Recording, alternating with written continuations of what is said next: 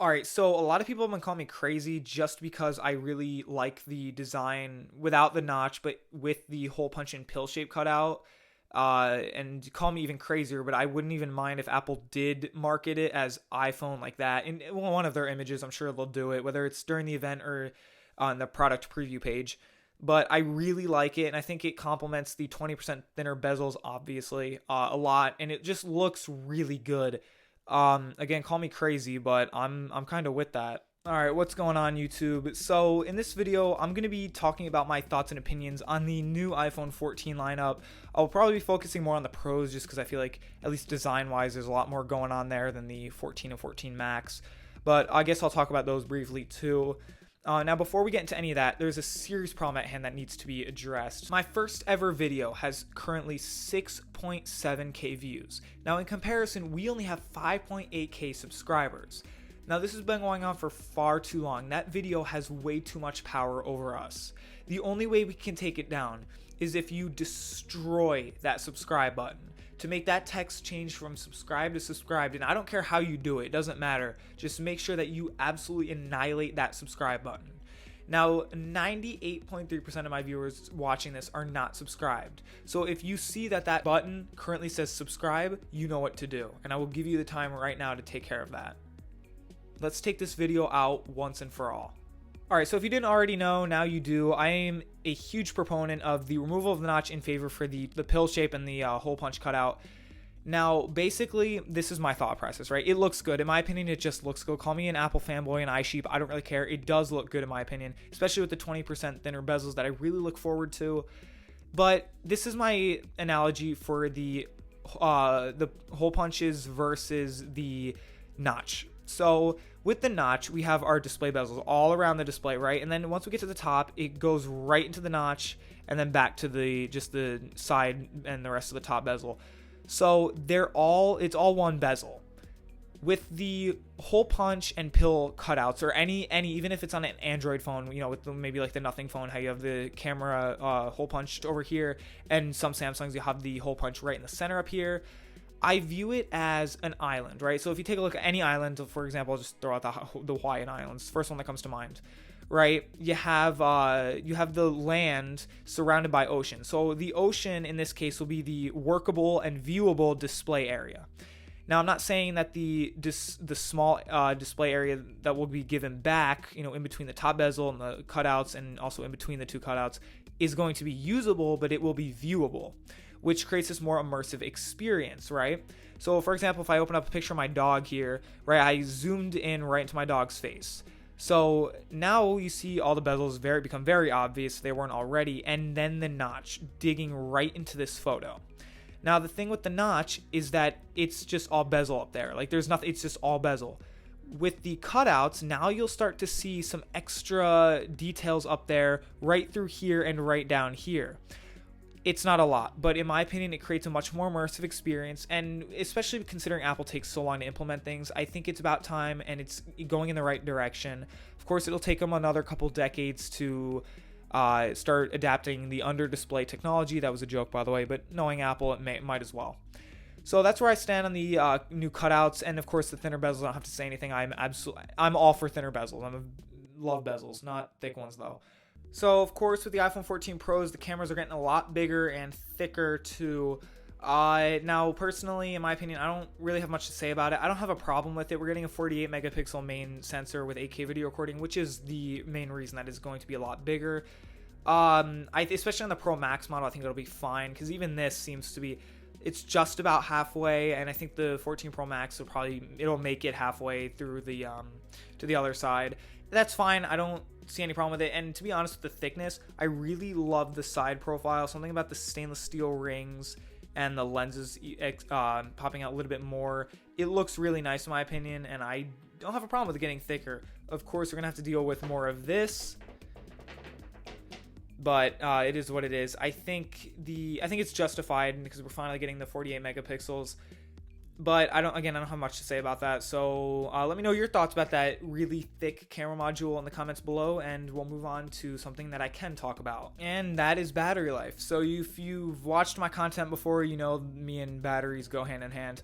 So the iPhone 13 Pro Max currently has record battery life. It's beat the Pixel 6 Pro, it's beat the Pixel 6a, it has beaten the Samsung Galaxy S22 Ultra, the S22 Plus, all of the S22s.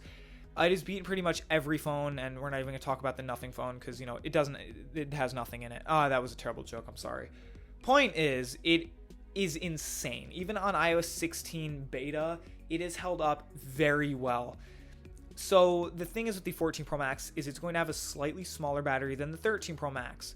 But with some of, the changes like the even lower hertz, even lower refresh rate of the updated ProMotion panel because of the always-on display, and the fact that it will have more efficient chips like the A16 Bionic and the new 5G modem, it should be getting about the same battery life. Again, the size difference alone is negligible.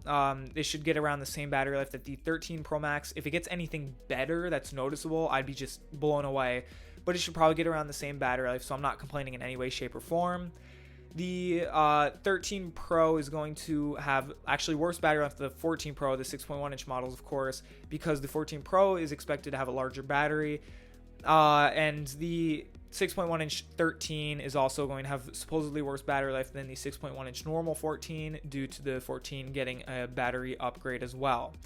Now, of course, there is going to be no 14 mini, so the 14 Max obviously is going to have better battery life for obvious reasons compared to the 13 mini. So we're not even going to compare the two because it's not fair. But anyway, so yeah, really, really excited about that. Really happy that we're at least getting the same battery life with the 14 Pro Max. So let's move on to the next thing. So of course, considering that the iPhone 14 mini is not going to happen, I just wanted to address my thoughts on that. I think the market has changed, and I think a lot of people know that. The market from smaller phones, of course, that's what I'm talking about. Not many people clearly want a small phone anymore. And of course, I believe that Apple's approach initially was flawed with the iPhone 12 mini, between not the notch, I'm not going there, but between the battery life, mainly because it was one of the biggest complaints. There were a few other things, but I think the battery life was a really big issue for most. Again, the market's changed. I feel like there's a lot smaller percentage of people that want a small phone like that. Most people are just probably with the sweet spot, in my opinion, at 6.1 inch. So it's unfortunate. I did love the minis whenever I saw them in person, but I think it's justified. I think it's time for small phones to be eliminated. So now, in terms of the naming here, so I have an interesting thought process with this. Some people may agree, some may not, many may not actually, but I am on the side that believes that it should have been named Plus, and here's why. I think by going with the iPhone 14, iPhone 14 Max, iPhone 14 Pro, and iPhone 14 Pro Max, you're creating more of a division between the lineup itself, right? It's all one lineup, but by calling it Max, now you're suggesting that is the max you can go with the normal 14. So now there's a division between the pros and the normal ones. So like, oh, well, when you go to buy the phone, right, and an average consumer may look at that and be like, oh, well, I just maxed out the iPhone 14 for an extra $100, and they're just going to order that. And it blocks them off from thinking, oh, well, for an extra $100 to $200 more, I could get the Pro, which is what Apple wants you to do. By saying Plus has that a good connotation to it, a better connotation to it, right? When you go to the store, you see something, and they have like two versions of it, and you're like, oh, well, I could get this, or I could get the Plus model. Sometimes the Plus may have more of whatever you're buying. If it's like trash bags or something, I don't know. But it keeps you open-minded, right? So now you're looking at this, you might be buying and be like, all right, well, I could get the iPhone 14, but for $100 more, I could get the Plus, and Plus is usually, a little bit better, right? But then for an extra $200, oh, I could just get the Pro, though. So it leaves your mind open to, allowing yourself to spend a little bit more to maybe get the Pro. It's like a stepping stone almost, but with Max, it's just like a sharp cutoff. Like, that's the max I can go for the normal 14s. That's it, right? And you just kind of shut off the rest, and it's like, all right, forget the Pros. You don't even think about it. That's just my opinion. I don't know. Some of you may agree. Some of you may really disagree. All right, so there's two more things I'd like to talk about really quick. One of them being RAM, one of them being always on display. Now, bear with me. I'm probably going to talk a little bit faster than normal, and that's saying something. Because this just happened, and of course it was when I was working on a video, so I didn't know about it. I really got to work on when I start recording these things. But point is, I freaked out off camera. I'm so excited. RSVPs are going out. This is the first in-person Apple event since September of 2019, and it's incredible. I'm so thrilled it's not even funny. So again, bear with me if I'm a little crazy right now. I'm gonna try and keep it under control though. All right, so again, we're going to start off with the RAM. So iPhone 14 Pros will be receiving a RAM upgrade, albeit not the one we normally expect. So this year, we're going to be upgraded from LPDDR4X RAM to the latest mobile RAM, LPDDR5. Now, to some of you, that may not mean much. All you have to know is it's a better type of RAM. It should be faster, more efficient than the LPDDR4X that we currently use. However, we are still going to remain with 6 gigs of RAM, and that's not a bad thing because iOS's RAM management is really good, and I've never had a problem with the RAM management on my 13 Pro Max or even my 12 Pro or my 11 when I was using that daily. So the newer RAM type I think is going to be perfectly fine with 6 gigs of RAM. I don't see any problem with that. I don't see anyone running into any major issues with that. Now, of course, you can let me know your thoughts because I personally expected to see a bump to 8 gigs, but it is what it is. Let me know, again, your thoughts about the RAM upgrades in the comments below. Now, the second thing I want to talk about, of course, is the always-on display. So with the always-on display, there are two things I usually see people say. Either it's useless, aka it's a waste of an upgrade, or it's going to drain battery. Now, here, I want to talk about the battery thing first because this is a lot easier. So with the new always on display and the updated ProMotion, what allows for this is the adaptive refresh rate. So with the iPhone 13 Pros, for example, it can peak at 120 Hertz and go to as low as 10 Hertz for battery efficiency. So in the case of the iPhone 14 Pros, they will be able to go to even lower refresh rates, so as high as 120 Hertz, but as low as 1 Hertz, which is not only a lot more power efficient than 10 Hertz, but it will also use, as a result, significantly less battery. Therefore, the always on display should be very power efficient. I wouldn't be too concerned about it at all. Now, in terms of the being useless, I think it's more of an experience thing. So when I originally got my first Apple Watch with an always on display, I kind of had the same idea. I'm like, I'm probably not going to care much, probably end up disabling it. But when I started to use it, I realized it is really helpful. There have been several times where I've been carrying stuff and I can't raise my wrist to look at the time or see who texted me. And instead, I can just lean my head over, look at my wrist while I'm carrying whatever it is I'm carrying, and oh, that's who texted me, or that's what time it is. And I think it'll be the same for the iPhone. People will start to use it with their 14 Pros and be like, okay, this is actually really nice. And of course, there will be those people, similar to how it is with the Apple Watch, that will get it and immediately turn it off. And that's completely fine. It's completely up to you.